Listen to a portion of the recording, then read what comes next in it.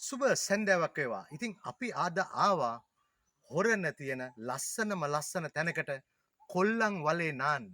ඉතින් මේ ලංකාවේ විසිරී පැතිරී සිටින කොල්ලන්ටයි මේ කියන්නේ එන්න කොල්ලන් වලේ නාන්න. මේ කොල්ලන් වලේ නාන්න එන්න තියෙන්නේ හොරණ ඉඳලා.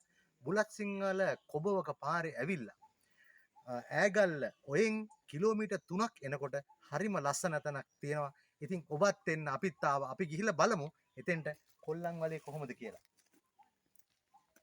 ඉතාම පිරිසුදු වතුරක් තමයි මේ කොල්ලන් වලේ තියෙන්නේ.